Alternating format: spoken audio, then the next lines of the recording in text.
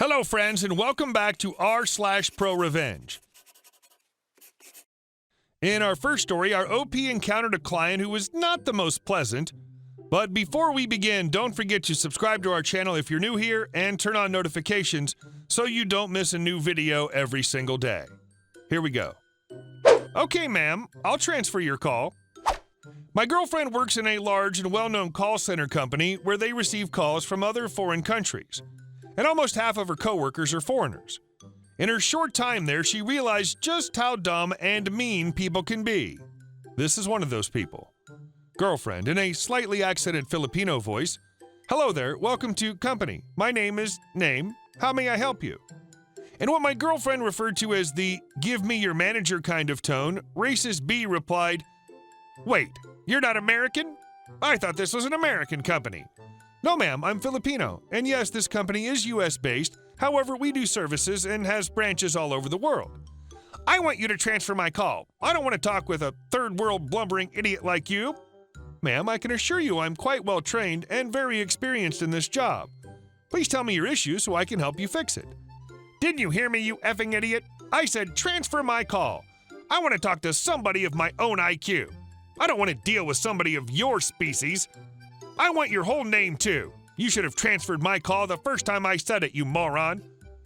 That's right, folks. RB doesn't see my girlfriend as the same of her own species. Girlfriend is at first reluctant to transfer the call, doing it's a way of showing incompetence, but this B's really taking it too far. Girlfriend, being the devious little devil she is, transferred the call to coworker A. Coworker A, in a very heavy Indian accent, "Hello, ma'am, my name is Name. How may I help you?" RB lost her crap. Cue screaming, cue cussing, screaming about how incompetent the company is. The classic, how she's gonna get them all fired, and she's an important person, blah blah. Girlfriend and coworker finally earned the grounds to hang up on RB, and their job, hanging up, is a big no-no, and for their manager to block her number. Nowadays, whenever their office needs a big laugh, they just play the recording of her call on the intercom. Very well done. I'm glad they were able to get the number blocked. And our second story. The customer is always right. I worked at a car wash. We had add-on services people could get. One was Armor All, $5 per region. A guy came in and ordered a full interior and exterior Armor All on his brand new truck. He had King Ranch seats, so our salesman didn't add that charge, as we generally didn't Armor All them. King Ranch is a type of suede that's generally a pretty tan color and super soft. It costs about $3,500 for them. Armor All is essentially a grease that makes leather and vinyl shiny. When he got back to his finished car, he pitched a fit because we didn't Armor All his seats, insisting he paid for them. We explained that he didn't pay for that charge and we wouldn't, in good conscience, do it. So he threw a huge fit, screaming and cursing and insisting to talk to the manager. We all tried to talk him out of it, explaining that it would ruin his seats, and even rubbed Armor All on my fleece jacket to try to show him how it reacts to porous materials, but he wouldn't budge, insisting we were just lazy. My boss was a jerk, so after being called a bunch of names by the customer, he finally said, "F it, do it. In fact, do it for free." Cars were backing up behind him, and he refused to leave until it was done, so we did it, and he went to go sit back down in our waiting area.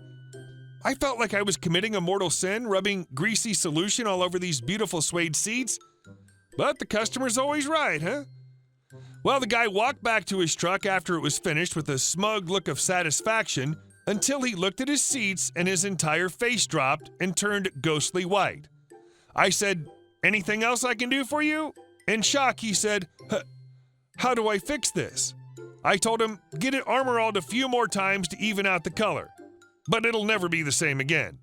Sorry, this is why we tried to talk you out of it." Sweating and shaking, he just said, "Thanks," and drove off. Sometimes the best solution is just giving people what they want, even if they're dead wrong. Stubbornness can't be reasoned with. And our last story. Cotton Eye Joe versus noisy a-hole neighbors. Background. Growing up, I lived with my parents in a 3-bedroom condo unit on the 2nd floor. There was only 3 condos in a unit, so we'd only 1 apartment above us and 1 below us. The unit is part of a few blocks worth of condominiums, and it's like its own little community. All the neighbors know each other and we're always around to offer a helping hand. It was an awesome, quiet little nook filled with families in what was otherwise a very busy part of a large city. My parents still live there after 25 years since they bought the place when they first immigrated to America. My parents, for the most part, are very friendly people. They had good relations with all our neighbors. Below us lived a nice Eastern European family, and above us a large Asian family who despised the sheer amount of people living there. We never heard a peep from them. They were all on friendly terms, but it was very much a situation of, I won't bother you, so you don't bother me. My entire childhood, there was never any bad blood between any of the neighbors, and for the most part, everyone just did their own thing and lent a helping hand once in a while. As a side note, my father worked in construction since he was a young kid, and building codes are essentially his bread and butter. Within the Department of Buildings and Fire Department in my state, he cultivated a reputation over the past 30 years as being one of the foremost experts in understanding building codes and spotting potential issues on any job site instantly. This is important to remember. Now on to the story. The trouble didn't start until about 12 years after my parents moved in, and the nice large Asian family living in the unit above us decided to move out and sold the property. The new owners did a full renovation of the apartment. What they failed to do was properly insulate the floors again, which meant we heard every step, every little noise this family made at all hours of the day. Seriously, it was bad, especially when you're trying to sleep in only to be woken by what sounds like a rolling bowling ball on the floor at 6 a.m. on a Sunday. When this problem first occurred, my father went to speak to the owner. He explained how by not adding insulation was a violation of several building codes and also a direct violation of the condominium contract they signed that stated that insulation in floors and walls is a must. This a-hole owner, A.O., pretended not to speak English, even though we constantly heard him yelling in English on the phone.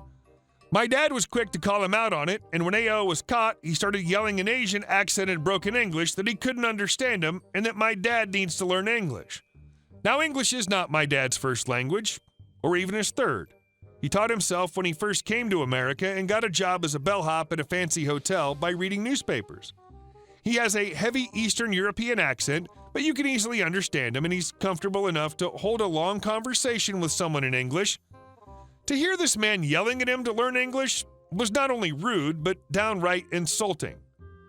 A.O. did this every time my dad tried to approach him about it during the time of his renovation to change the floors. After 6 months, there were no more contractors coming into the unit, and it was clear that A.O. had no intention of fixing the floors. My dad tried one more time and got the exact same response from A.O. My dad said, "F you, I'll see you in court." I don't remember the exact way of how things were done, but I know my dad got a building inspector to see the place, and they were issued at least a few fines for violations, but still refused to fix the floors. My dad then took them to court using a decibel meter to measure how loud the sounds from their apartment were to us. This trial lasted 2 years before the judge issued them a court order to fix the floors and ordered them to pay a set amount to my dad. Again, A.O. paid the money to my father, but after 6 months, still didn't fix the floor. In fact, in those 6 months, it was louder than ever. It felt like they were purposely walking louder, running, and moving furniture at all hours of the day. I had taken to sleeping with music on to block out the noise. My father had enough. It was then that he decided to take things into his own hands. He placed some orders on the phone and got my uncles together. One morning, they came back with huge boxes from the electronics store. They used the money from the court settlement to buy several $1,000s of those heavy bass speakers you see in clubs and in stadiums. Now remember, my father knows his stuff after years and years of both working on construction sites and working as an engineer. For the next 3 days, my father and my uncles all strategically cut holes in our ceilings, 1 hole in every corner of the house.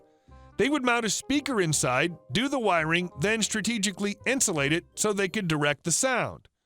Then they patched the holes right up as if there was never a hole there to begin with. That very night, they finished all the work. We were relaxing in the living room watching a movie when the stomping and running started. My dad casually leaned over to our stereo system and turned it on. I saw him fiddling with it for a moment before he turned the volume all the way up. Faintly from our ceiling came the sounds of Cotton Eye Joe. We could just barely hear it with the television on inside, but when you stepped onto the balcony that was directly below the balcony of the people living upstairs, it sounded like they were blasting music from their apartment. My father played that song on repeat for over an hour and well into the night. They stomped angrily on the floor for a good while, but still that song played on. They banged on our door, which my father answered and yelled at him for playing the music. He just opened the door wider, so all you heard was a loud TV, and my dad said, "You guys are the ones making the noise," and closed the door in his face. For the next year, whenever the neighbors were running or stomping around, my dad would blare Cotton Eye Joe on full repeat. They called the cops on us a few times, but my dad would just turn off the music and show the cops the court document that stated it was the neighbors with the noise violations. After about 2 times, the cops never came again. A.O. moved out after about a year and a half of enduring Cotton Eye Joe. The place stood empty for a while until my dad found out that A.O. decided to rent the place out without fixing the floors again. For the next few years, that place must have gone through at least 8 different people renting it. My dad always spoke with the renters before they moved in and explained the court order on the apartment on the noise level. Whenever they got noisy, my dad had no problem blaring Cotton Eye Joe on full blast. A few months ago, the unit went on the market. Real estate agents had to disclose that there was a court order on fixing the floors in this apartment. 2 days later, my father closed on the upstairs unit at almost half the cost of the original listing price. Hey guys, thank you all for watching the video. I'll see you in the next one.